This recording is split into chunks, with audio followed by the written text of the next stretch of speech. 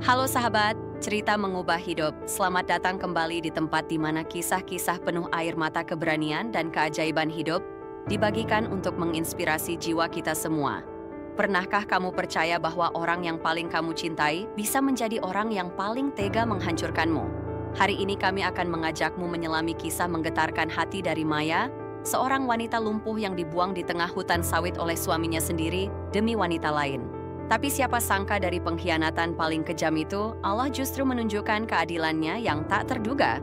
Jika kisah ini menyentuh hatimu, jangan lupa untuk like video ini, share ke sahabatmu, dan subscribe ke Cerita Mengubah Hidup agar kita terus bisa berbagi kisah nyata yang mampu mengubah cara kita memandang hidup. Maya duduk diam di atas kursi rodanya di teras belakang rumah mereka yang asri. Udara sore menyapa lembut wajahnya, angin berbisik pelan di antara dedaunan seperti sedang menenangkan hati yang rapuh namun penuh syukur. Di sebelahnya Agung, sang suami yang tampak begitu penyayang, sedang membetulkan selimut tipis yang menutupi kakinya yang lumpuh. "Udara sore ini segar ya mas," ucap Maya lembut, senyumnya tulus. Meski tubuhnya tak lagi sempurna, Agung membalas dengan senyum yang bagi Maya selalu terasa menenangkan. Ia berjongkok di hadapan istrinya, mengusap pipi wanita itu dengan lembut dan berkata, "Repot apa sih, sayang, kamu itu belahan jiwaku." Bagi orang luar, pasangan ini tampak seperti simbol cinta sejati. Seorang pria yang setia merawat istrinya yang tak berdaya dan seorang wanita yang meski tak lagi bisa berjalan, tetap memancarkan ketegaran dan cinta murni.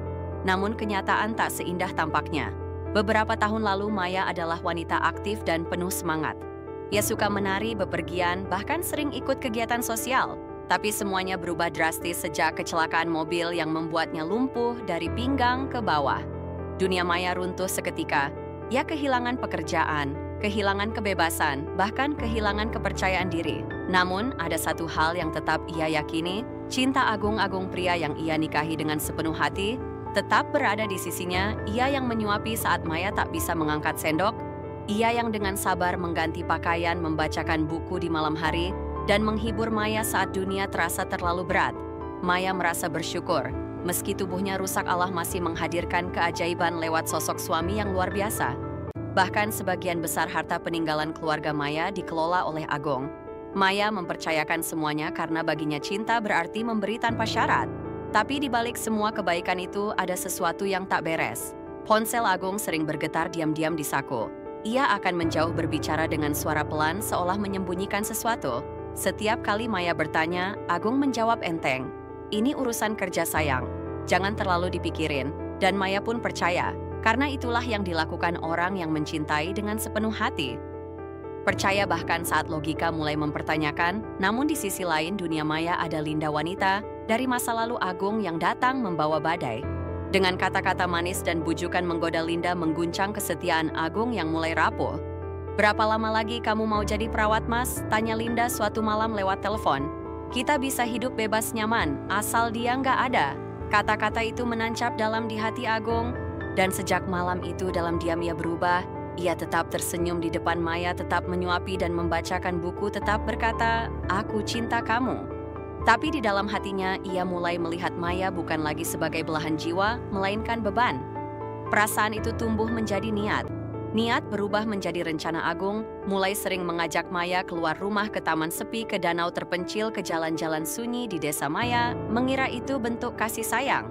Ia tersentuh merasa diperhatikan. Padahal setiap langkah Agung hanyalah uji coba. Mencari tempat yang cukup jauh, cukup sunyi, untuk menghilangkan jejak. "Mas Agung baik sekali.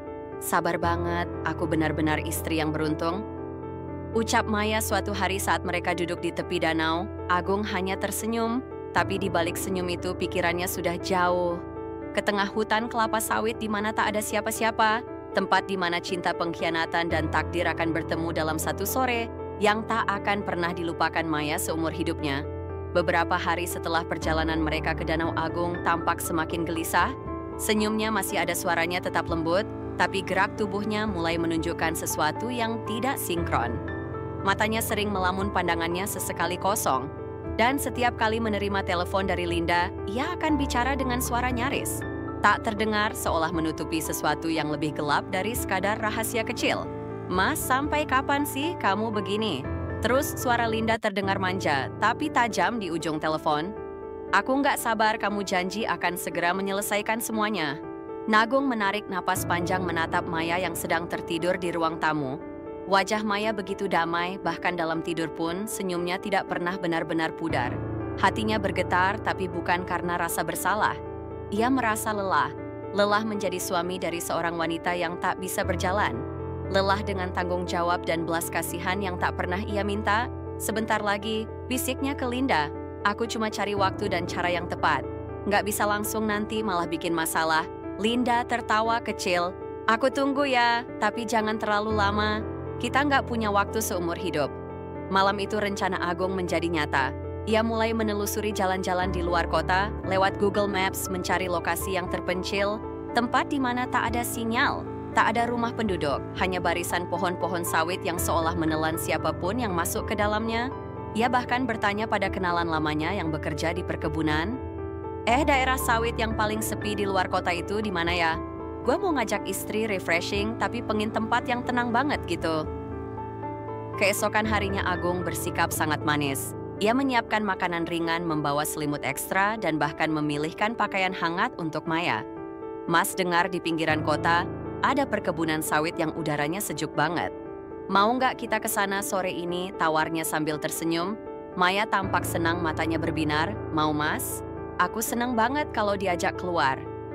Asal sama mas kemana aja aku mau. Sore itu langit mendung, awan kelabu menggantung rendah, tapi Agung tak mengurungkan niat. Ia tahu hujan justru akan menambah sempurna.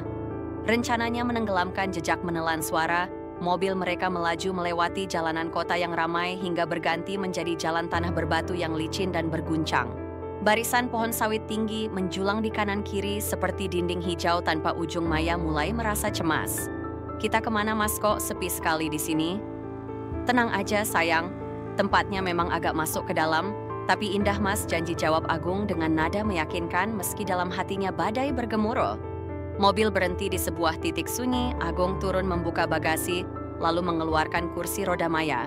Dengan senyum yang masih ia pakai seperti topeng, ia mendorong Maya semakin jauh ke dalam jalur sempit di antara pohon-pohon sawit.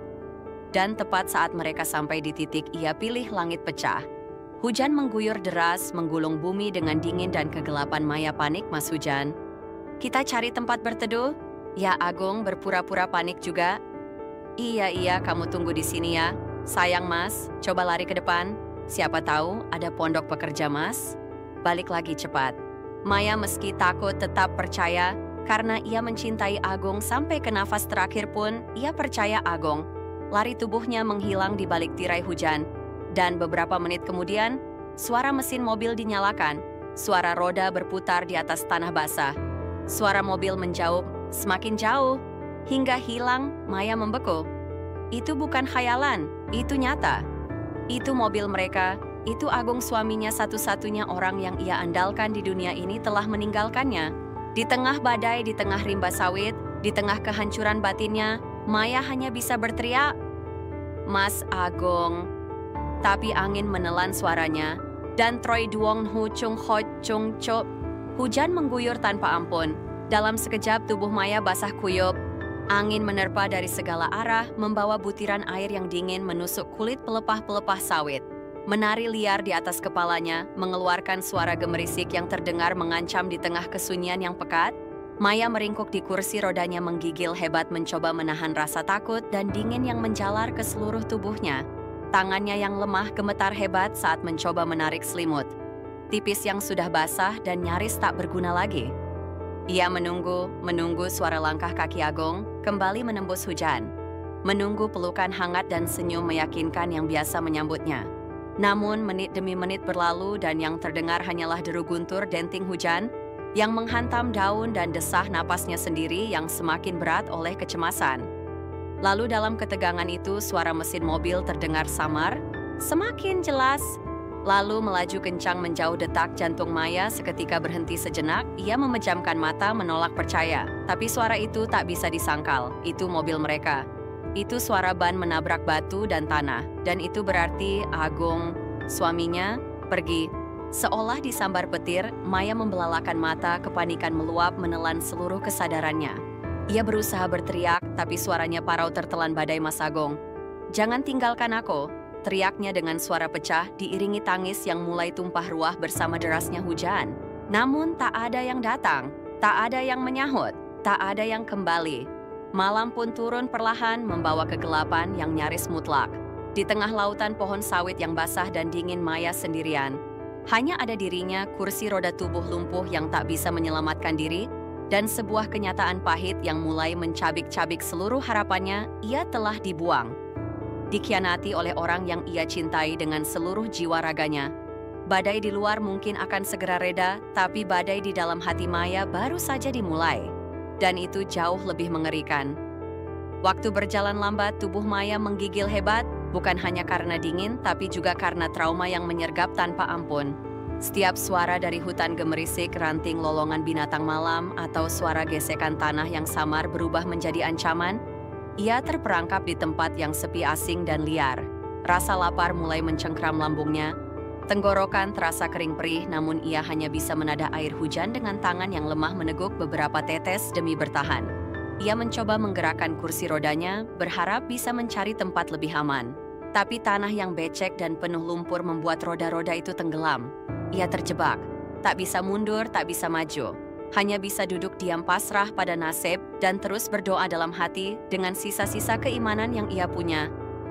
"Ya Allah, lindungi hamba-Mu ini," bisiknya lirih berkali-kali seperti mantra yang dipeluk erat saat semuanya terasa runtuh. Ketika malam mencapai puncak sunyinya, Maya hampir tak sadar. Kesadarannya naik turun seperti nyala lilin yang tertiup angin. Ia sempat melihat bayangan agung datang dari kejauhan membawa payung memanggil namanya, tapi itu hanya halusinasi. Harapan palsu yang muncul dari keputusasaan, dan di saat tubuhnya hampir tak mampu melawan rasa kantuk yang dibawa dingin, dan kelelahan, suara baru muncul dari balik semak. Suara desisan pelan seperti sesuatu yang melata perlahan di tanah basah. Maya membuka mata dan di antara kelam cahaya malam, ia melihat sesosok tubuh panjang berwarna gelap dengan kulit berpola batik yang mencolok seekor ular piton raksasa mendekat perlahan. Seolah mencium aroma ketakutan. Tubuh Maya membeku. Ia bahkan tak bisa menjerit. Ular itu merayap ke bawah kursi rodanya, melingkar lambat kepalanya yang besar, bergerak ke arah kakinya yang lumpuh. Dalam hati Maya hanya ada satu hal, ini akhir dari segalanya. Ketika kepala ular itu hanya berjarak beberapa senti dari kakinya, Maya memejamkan mata, erat-erat bibirnya bergerak cepat melafalkan doa-doa, dengan suara bergetar seperti upaya terakhir untuk menyerahkan segalanya kepada Tuhan. Ia yakin dalam hitungan detik tubuhnya akan dililit dan ditelan oleh makhluk buas itu. Tak ada jalan keluar, tak ada pertolongan, dan mungkin inilah akhir dari semua penderitaannya. Namun takdir berkata lain. Tiba-tiba di tengah ketegangan yang menggantung seperti benang halus di ujung kematian, terdengar suara keras dari kejauhan, "Hei ular, pergi sana." Suara itu disusul oleh langkah kaki berlari dan benturan kayu yang menghantam keras tanah di dekat ular. Maya membuka mata, perlahan masih gemetar. Di hadapannya berdiri seorang pria parubaya dengan wajah tegas memegang tongkat besar dan mengayunkannya ke arah ular. Ular itu tampak kaget. Beberapa pekerja kebun lainnya datang membawa alat seadanya, ikut mengusir reptil. Mengerikan itu, ular piton besar itu menyadari dirinya kalah jumlah, perlahan melilitkan tubuhnya ke belakang kursi roda, lalu melesat masuk ke dalam semak belukar yang gelap. Maya masih membeku, tubuhnya terlalu lemas untuk bereaksi, tapi hatinya mulai menangkap kenyataan ia selamat. Ia masih hidup. Pria paruh baya itu menghampirinya dengan napas tersengal. Matanya membelalak melihat Maya yang tergeletak basah kuyup dan pucat di kursi roda. "Ya Allah, Ibu, apa yang Ibu lakukan sendirian di tempat seperti ini?"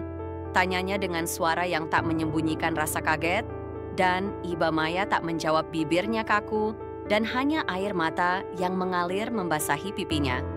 Tanpa banyak bicara, pria itu memerintahkan pekerja-pekerjanya untuk mengangkat Maya dan kursi rodanya ke atas mobil bak terbuka.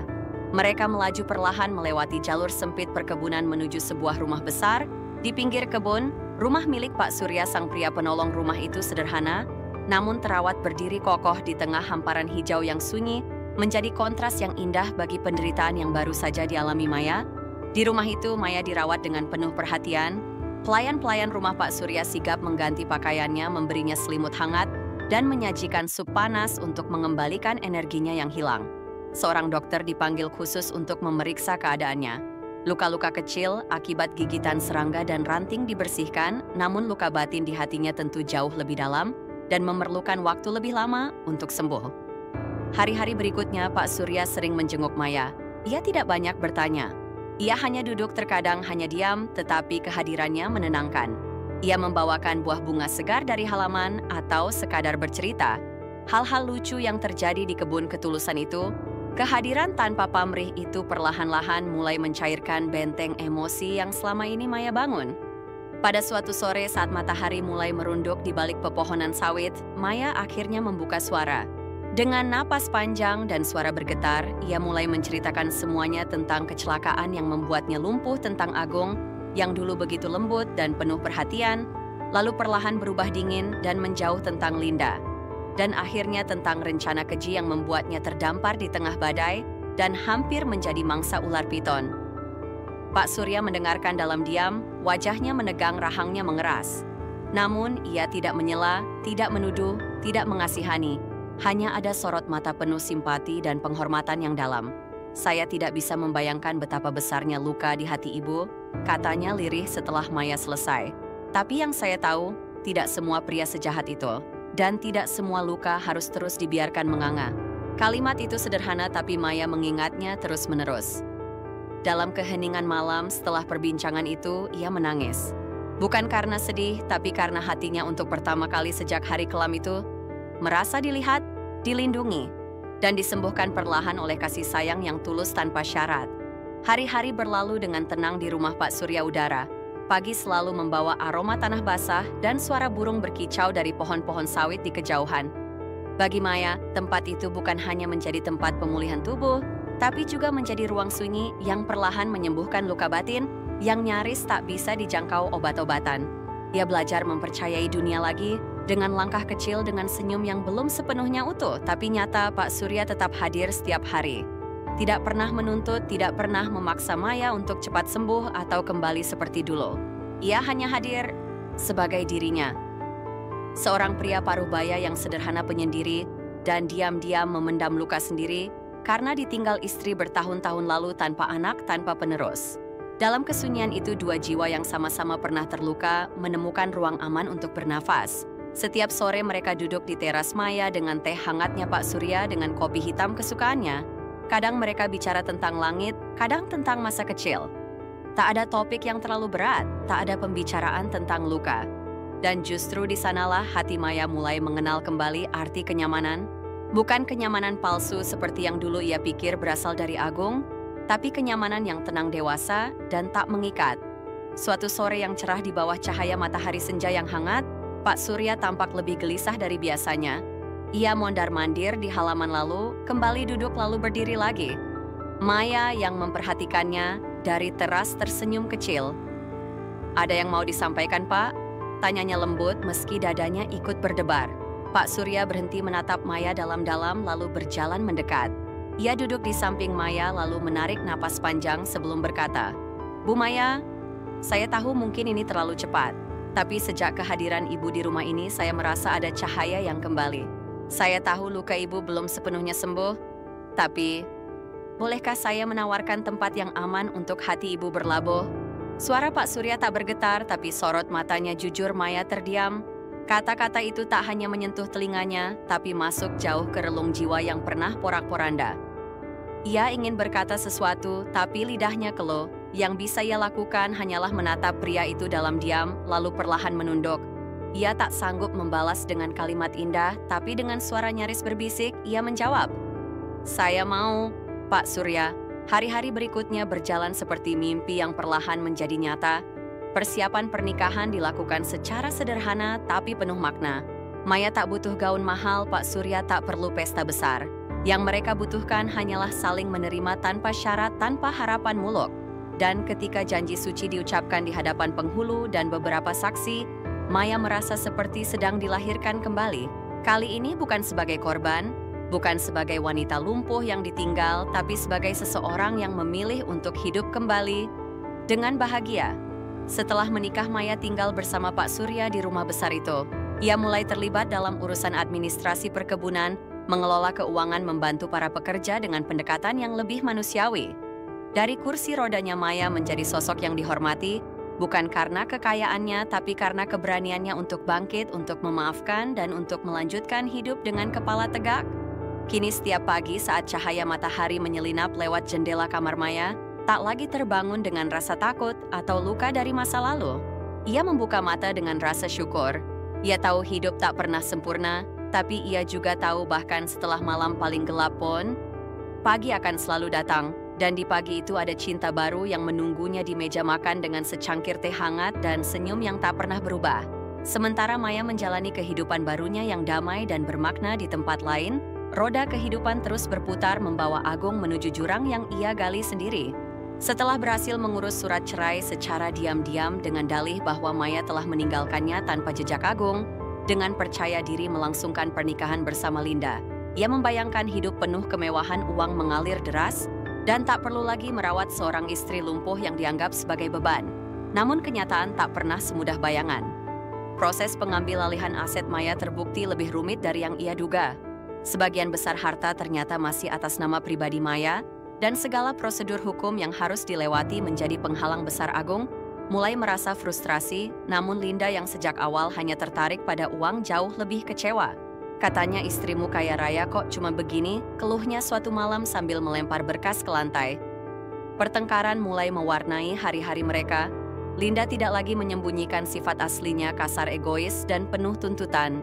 Agung mencoba menenangkan dengan sisa uang yang ia punya, membelikan perhiasan, membayar tagihan, dan menutup kebocoran finansial dari segala arah.